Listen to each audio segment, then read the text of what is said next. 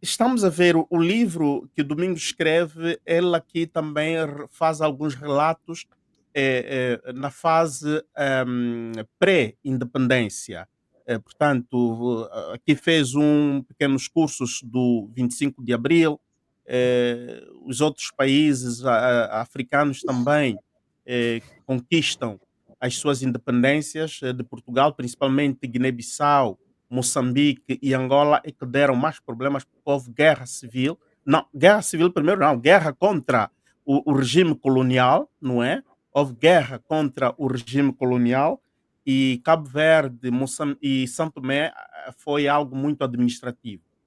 Mas notamos que nesta fase, como disse bem o Domingos e bem dominas aqui a matéria, eh, já havia clivagens entre os movimentos armados, não é? Os movimentos armados, precisamente FNLA, MPLA, UNITA, embora que havia também outros grupos, mas estes três é que davam uma equação muito rígida ao regime salazarista, depois entrou Spínola.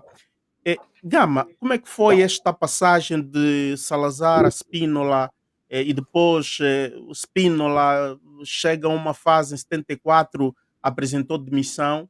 Gama, consegues tentar nos enquadrar em poucos minutos? É uma coisa rapidinha. Primeiro ao episódio. Bom, Portugal estava a ser governado por cerca de 40 anos por um regime único, ou melhor, um regime com características de partido único, né? Com Salazar era um primeiro era um primeiro-ministro, mas na altura chamava-se presidência, presidente do Conselho. Ele governou esses anos todos, ele organizava as eleições. O que é que ele fazia? Colocava alguém para concorrer como presidente, colocava ali um puppet e depois ele era indicado, nomeado como primeiro-ministro. Ficou ali esse tempo todo. Depois, como é natural, há o período em que ele vai tendo desgaste também pessoal, desgaste físico, e ele adoece e é obrigado a se retirar da vida política, e depois sobe o Marcelo Caetano. Marcelo Caetano é de uma outra ala, uma outra ala não, o regime era o mesmo, mas vamos dizer assim, dentro do regime era de uma outra corrente, e ele entra e com o objetivo também de tentar reformar ou promover reformas no regime. E ele vai mostrando na fase inicial alguma resistência, e havia o problema das colónias, em que muitos jovens iam lutar nas colónias e entendiam que estavam a ir lutar para uma causa que não tinha nada a ver com eles, ou que era uma causa perdida. E em 73 ou antes, nós tínhamos aí a Guiné tinha um vizinho que era o Senegal.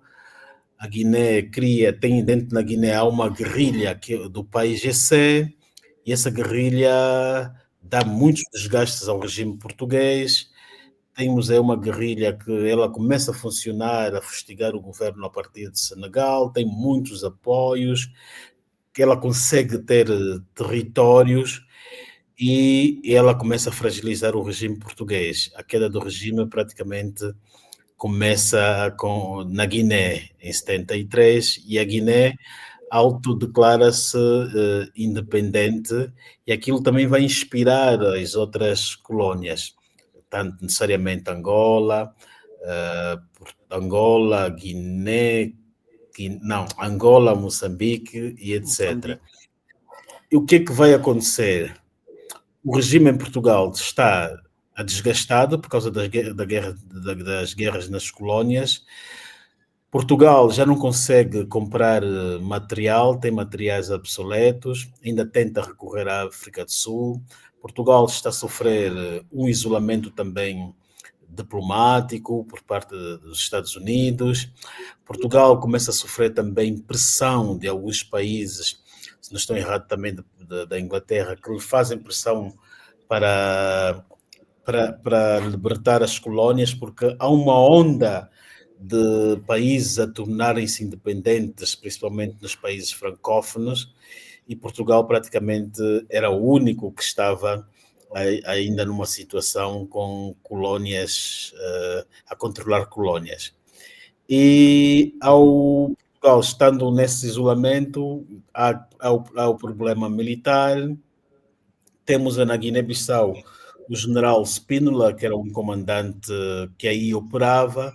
Ele regressa a Portugal, era um general de prestígio. Estamos a dar essa explicação para os nossos internautas depois a apanharem a nossa Uhum, lógica do livro, né? O uhum, Spínola uhum. regressa e em Portugal ele começa a ter ideias diferentes, acha que a solução das colónias deveria ser outra em relação ao poder político, e ele apresenta as suas teses lançando um livro, Portugal e o Futuro, creio que em fevereiro de 74.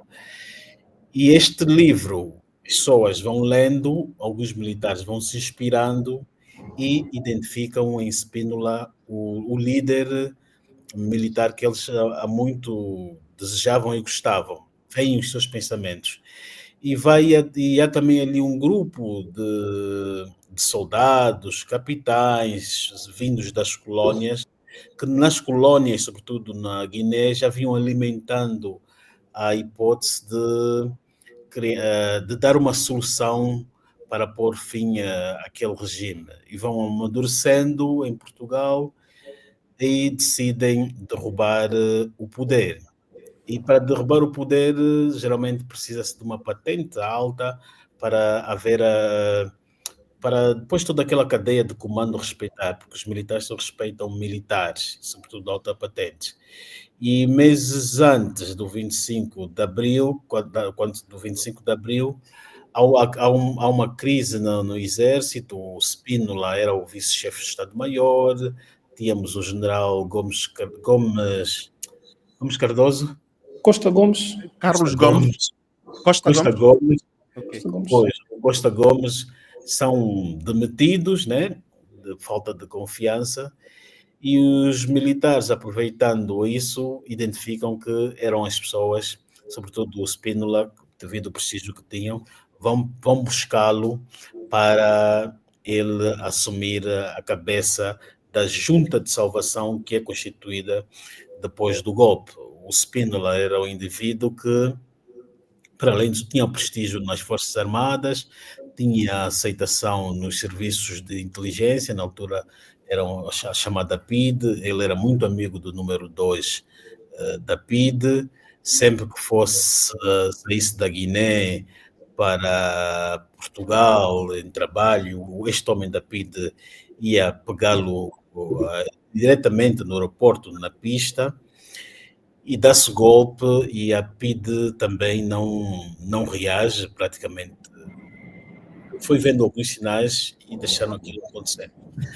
Então, Portugal, o regime cai, e caindo, quer dizer, tem uma nova administração com uma nova visão também para com as colónias, e praticamente essa nova administração da junta militar foi tendo também alguns atrasos, não tinha, não, não teve muita prioridade com questões diplomáticas, então estava a tratar mais com os assuntos, estava a tratar mais os assuntos internos. E com isso facilitou também o processo de independência nos nossos países, sobretudo nos nossos países. E no caso de Angola, nós tínhamos aí três movimentos. Tínhamos a UPA-FNLA, que depois se transformou em FNLA, e a UPA, vai lembrar que ela é formada inicialmente por grupos que eram oriundos do norte de Angola, e depois eles tomam a decisão de expandir mais a luta por toda Angola, mudam a sua designação, passa a ser UPA. Antes era a União dos Povos do Norte de Angola, ela fica UPA, depois junta-se mais a um outro partido, o PDA, e formam a FNLA. Então vão para o Alvor, vai também um outro partido, a UNITA, que era um partido novo, que estava ainda numa altura também da sua implementação no país, e está o MPLA também, que tem as suas divergências internas, e estes três partidos, quando chegam ao Alvor, eles antes já vão divididos, conforme o Domingos também já falou aqui, vão divididos porque a FNLA tinha uma tendência, era identificada como tendo atitudes tribais. A UNITA não é uma emanação, é uma dissidência da FNLA que defendia que tinham que lutar no interior de Angola, a direção do partido tinha de ser no interior de Angola e não no exterior, como estava a FNLA, que tinha a sua sede em Leopoldville. E o MPLA também tinha a sua sede fora do país, estava baseado no Brazzaville, depois muda-se também para o contrário, já estou aqui a fazer confusão. Pronto, nós tínhamos as sedes no exterior. Então, eles quando vão assinar os acordos de Alvor, eles já vão praticamente divididos, e há uma denúncia que Savimbi faz no seu livro A Resistência em Busca de uma Nova Nação, em que ele já nota também que, para além da divisão entre eles, há também uma tendência, ele sente ali que há uma tendência de parcialidade por parte do mediador. É a forma como eles são arrumados no hotel, Hotel Penina, né? Que é os dois ficavam no andar, a delegação portuguesa ficava no último andar, e depois tinha a delegação do MPLA, e de noite a delegação portuguesa descia a ir conversar com o MPLA. É a denúncia que Savimbi faz. E também,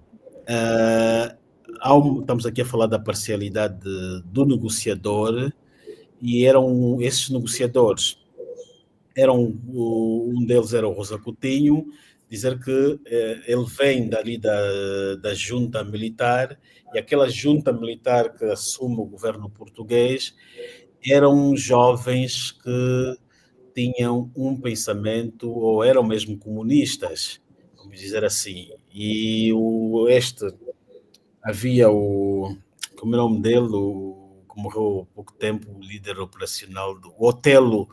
O Otelo era um indivíduo próximo também, tornou-se depois próximo a Cuba, e na hora de avaliarem os três movimentos, eles vão se inclinar para aquele que estava mais próximo a eles em termos de ideologia, e neste caso seria praticamente ao MPLA.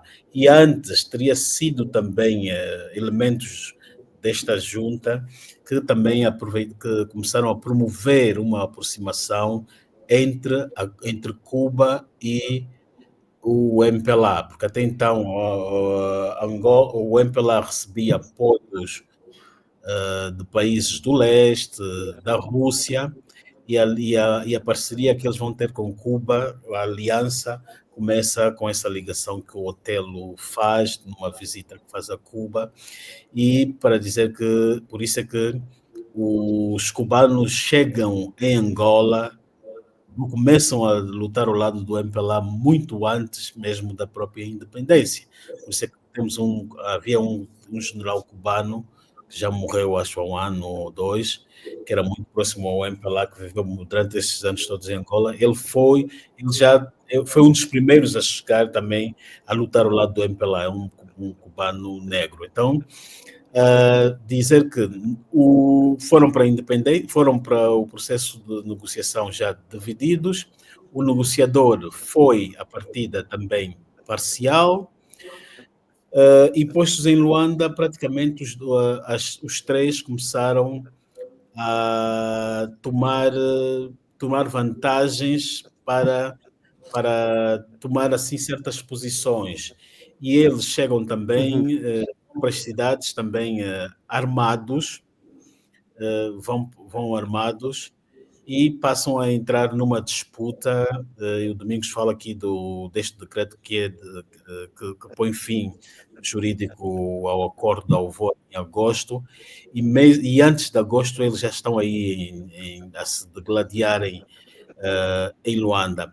E pelo que se percebe, qualquer um dos três, se calhar, sobretudo entre a FNLA e o MPLA, iriam dar um golpe ou tomar o poder pela força.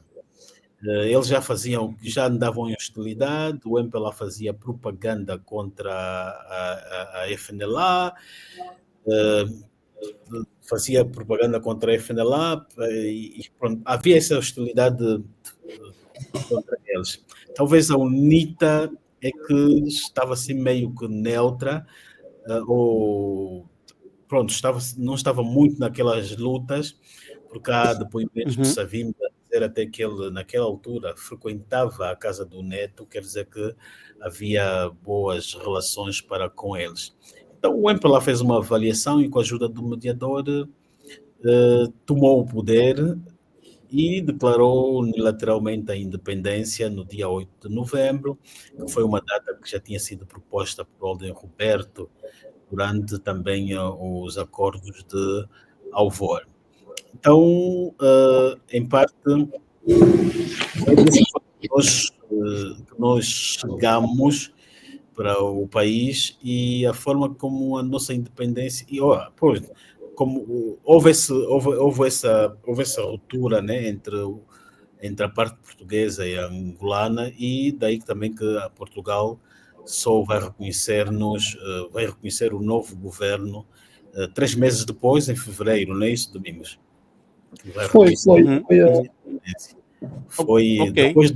Depois do Brasil, Angola foi a colônia que Portugal reconheceu muito tarde, né? O Brasil foi depois de 3 anos, Muito né? tarde. Muito tarde, Não, o 3 anos. Brasil reconheceu imediatamente no dia 12, não é? Não, Estes são os referia-me registros. a Portugal, das colônias portuguesas, né? O Brasil reconheceu logo das colônias portuguesas que tornaram-se independentes. A Angola foi a segunda que Portugal levou tempo para A primeira era reconhecer. Portugal. Era Brasil. O Brasil, há independência a contragosto de Portugal, e Portugal só vai reconhecer 3 anos depois, e ainda obrigou o Brasil a pagar-lhe uma indemnização, uma multa de cerca de 5 milhões de libras britânica na altura. Então Angola é a segunda colônia que A Portugal viver a experiência. mais levou tempo Ok. para reconhecer. Ok. Uhum.